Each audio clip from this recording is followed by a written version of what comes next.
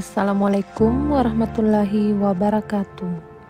Materi hari ini yang akan saya bahas adalah PMS dan upaya pencegahannya. Apa itu PMS? PMS adalah penyakit menular seksual.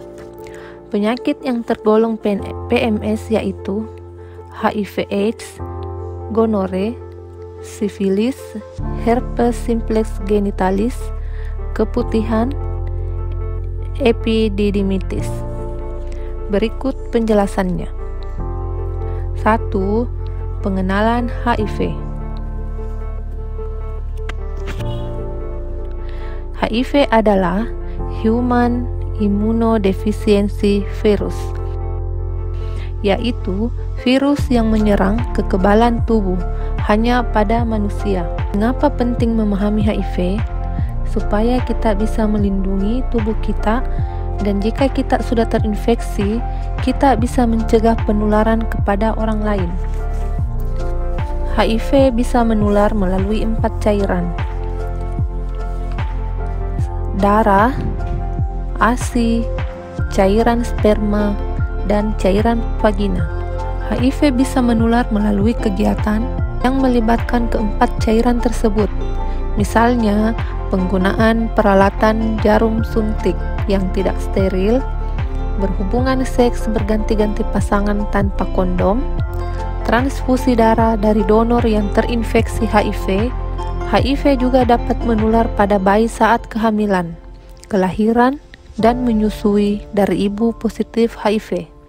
HIV hanya dapat hidup di dalam tubuh manusia yang hidup dan hanya bertahan beberapa saat saja di luar tubuh. HIV tidak dapat menular melalui air ludah, air mata, muntahan, kotoran manusia, dan air kencing. HIV juga tidak ditemukan di dalam keringat. HIV tidak dapat menembus kulit yang utuh, tidak menular melalui sentuhan dengan orang lain yang terinfeksi HIV, atau sesuatu yang dipakai oleh yang terinfeksi HIV, seperti penggunaan perabot makan dan minum, penggunaan toilet. HIV tidak menular melalui gigitan nyamuk.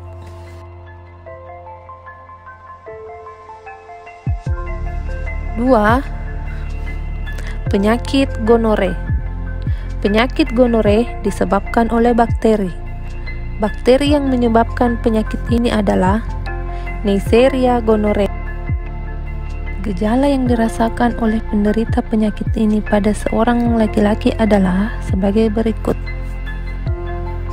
rasa sakit dan keluar nanas saat kencing, sedangkan pada perempuan gejalanya adalah keputihan berwarna kuning hijau.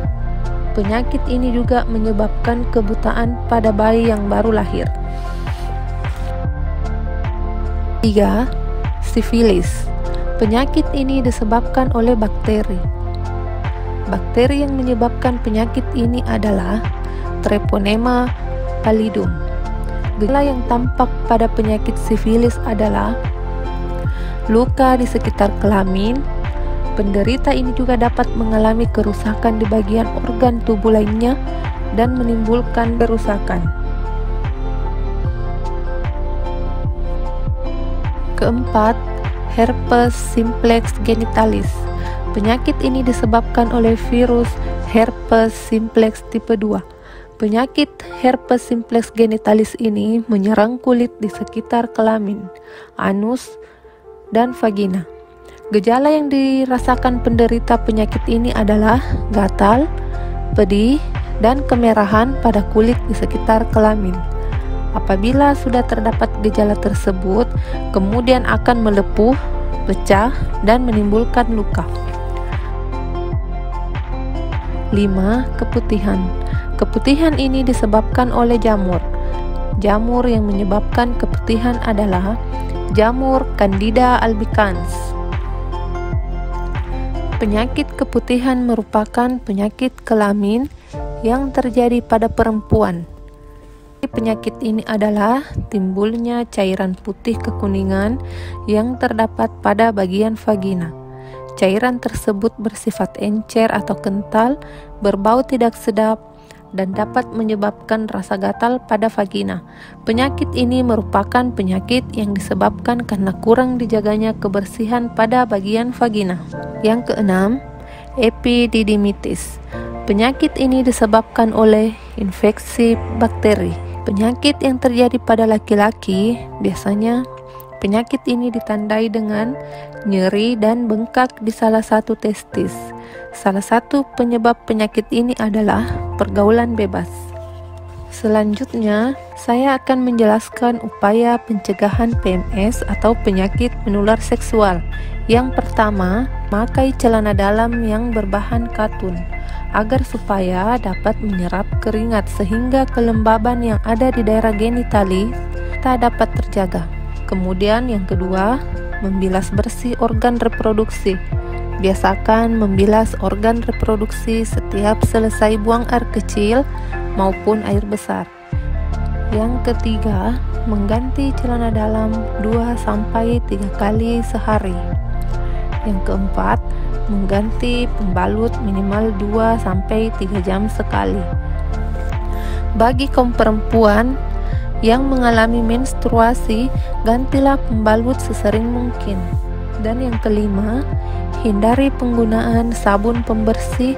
Dan yang terakhir, rajin berolahraga serta banyak mengkonsumsi buah dan sayur.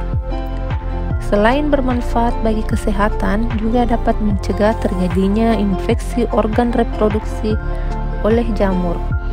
Itu tadi upaya pencegahan PMS. Sekian penjelasan materi saya kali ini, kurang lebihnya mohon dimaafkan. Assalamualaikum warahmatullahi wabarakatuh.